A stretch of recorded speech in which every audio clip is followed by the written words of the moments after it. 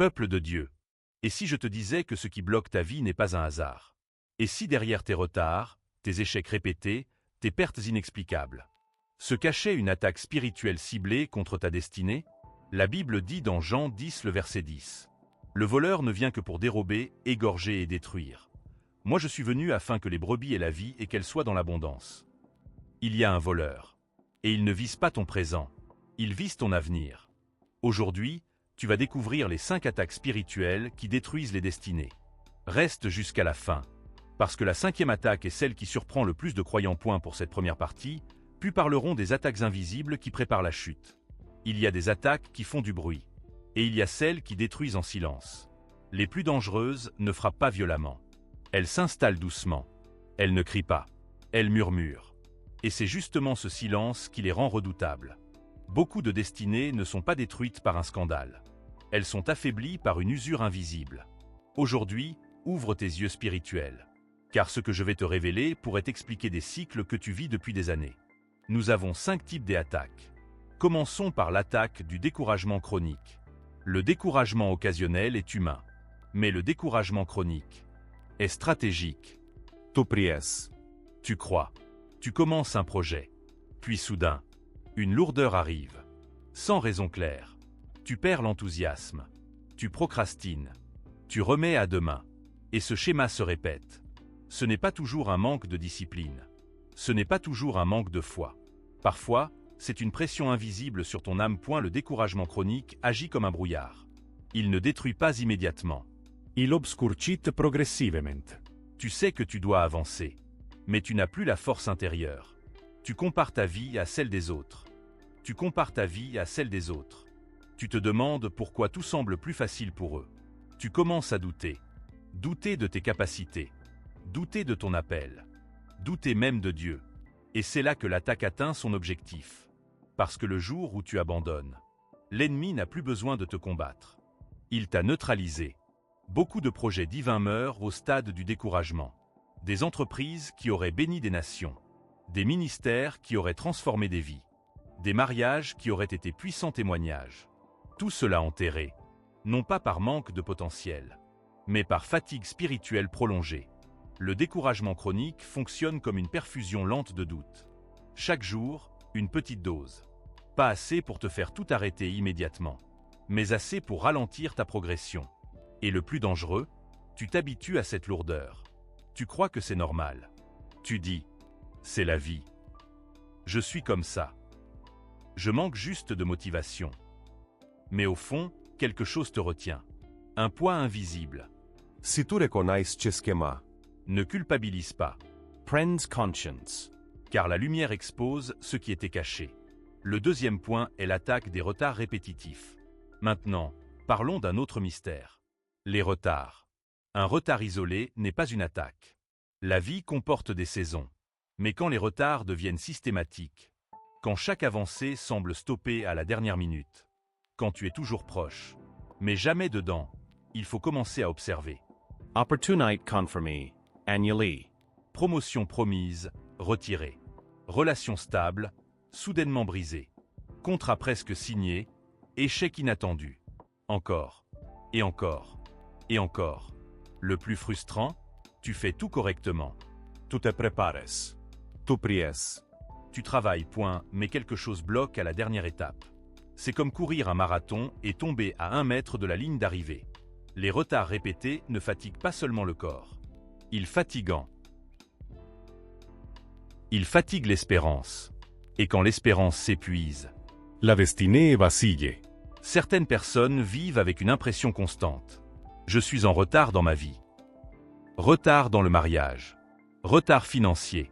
Retard professionnel. Retard spirituel. Et cette sensation crée une pression intérieure énorme. Tu te compares.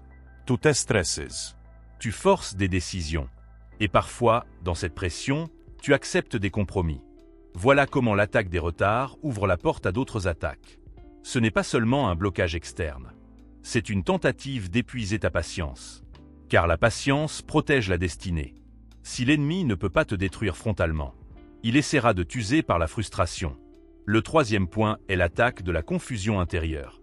Celle-ci est subtile. Tu sais ce que tu voulais. tu avais une vision claire. Puis, progressivement, tu n'es plus sûr. Tu changes d'idée constamment. Tu démarres un projet, puis un autre, puis un autre.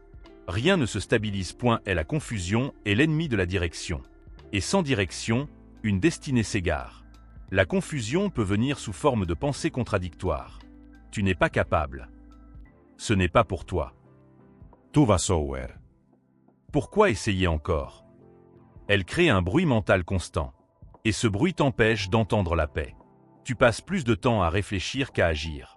Plus de temps à douter qu'à avancer. Et la confusion n'est pas toujours intellectuelle. Elle peut être spirituelle. Quand tu perds ta clarté, tu perds ta vitesse. Et le temps devient ton adversaire. Le 4e point est l'attaque DE, l'isolement progressif. Celui-ci est très dangereux. Au début, tu prends juste un peu de distance. Moins de prières, moins de communion, moins de discussions profondes. Puis tu t'isoles émotionnellement. Tu gardes tout pour toi. Tu souffres en silence. L'isolement affaiblit la protection. Un animal isolé devient une proie facile. Spirituellement, c'est pareil. Spirituellement, c'est pareil. Quand tu t'éloignes progressivement de ce qui te fortifie, tu deviens vulnérable sans le réaliser. Et l'attaque invisible avance. Nous allons clôturer avec le compromis silencieux. La 5e attaque est la plus dangereuse. Pourquoi? Parce qu'elle ne ressemble pas à une attaque. Elle ne fait pas peur. Elle ne choque pas. Elle ne fait pas scandale. Elle est douce. Progressive. Presque logique. C'est l'attaque du compromis silencieux. Ce n'est pas une chute brutale. C'est une pente légère. Au début, tu ne changes rien d'important. Tu pries juste un peu moins. Tu repousses un temps de consécration. Tu tolères une petite habitude que tu refusais avant. Ce n'est pas grave.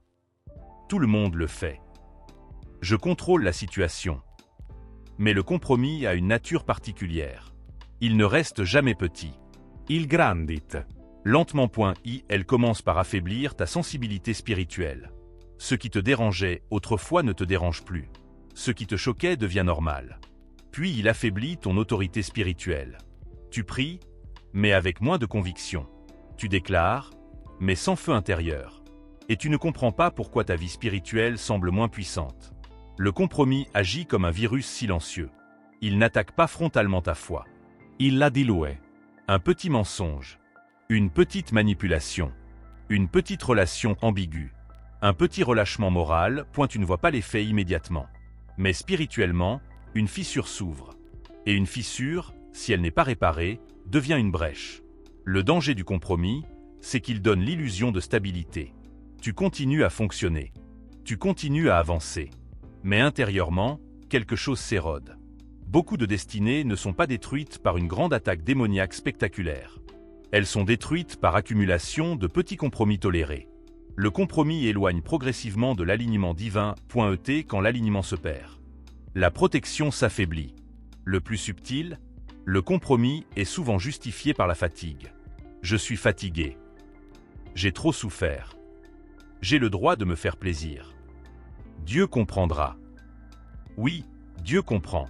Mais les lois spirituelles fonctionnent malgré nos justifications. Le compromis est une attaque contre la discipline invisible. Et la discipline invisible protège la destinée. Si l'ennemi ne peut pas te détruire par la peur, s'il ne peut pas te détruire par le découragement, il essaiera de te séduire par la facilité. Ce n'est pas toujours une tentation spectaculaire. Parfois c'est juste une distraction constante. Tu n'as plus le temps de te recentrer. Plus le temps d'écouter. Plus le temps de réfléchir. Tu vis en mode automatique.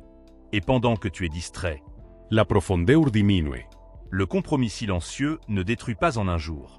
Il affaiblit jusqu'à ce qu'un jour, une petite pression suffise à provoquer une grande chute. C'est pour cela que cette attaque est la plus dangereuse. Parce qu'elle endort. Elle anesthésie. Elle te fait croire que tout va bien. Jusqu'au moment où tu réalises que tu n'es plus au même niveau. Mais voici la bonne nouvelle. Tant que tu prends conscience, il n'est pas trop tard. Le compromis peut être arrêté. La brèche peut être réparée. La destinée peut être restaurée. Nous allons prier pour la fin. Je viens devant toi avec humilité. Tu connais les combats invisibles. Tu vois ce que les autres ne voient pas. Tu sais les pressions silencieuses, les découragements cachés, les luttes intérieures. Seigneur, si le découragement chronique a essayé d'éteindre mon feu, ravive-moi. Là où j'ai perdu la motivation, redonne-moi la force. Là où j'ai voulu abandonner, redonne-moi la vision. Si les retards répétés ont fatigué mon espérance, Restaure ma patience. je refuse de croire que ma destinée est bloquée. Je refuse de croire que je suis condamné au retard. Je choisis l'alignement. Je choisis la discipline. Je choisis la consécration. Seigneur, protegge ma destinée. Que toute attaque invisible soit exposée. Que toute stratégie cachée soit annulée. Que toute tentative d'érosion soit stoppée. Je déclare que ma destinée ne sera pas détruite. Je déclare que ma vision ne sera pas volée. Je déclare que mon appel ne sera pas étouffé. Là où il y avait fatigue, Metz ta force. là où il y avait retard, accélère par ta grâce. Là où il y avait confusion, établis ta paix. Là où il y avait compromis, Rétablis la droiture. je refuse d'être une victime silencieuse. Je choisis d'être une sentinelle vigilante. Merci parce que tu n'as pas abandonné mon histoire. Merci parce que ma destinée est entre tes mains. Et tant que tu es avec moi, aucune attaque ne pourra me détruire. Amen. Si cette prière a résonné en toi, écris en commentaire. Je refuse le compromis. Like cette vidéo pour soutenir cette mission de vigilance spirituelle. Partage-la avec quelqu'un qui traverse un combat invisible. Et abonne-toi maintenant à Sentinelle Spirituelle. Pour rester éveillé, fort et protégé face aux attaques cachées. Ici, nous ne dormons pas. Nous veillons.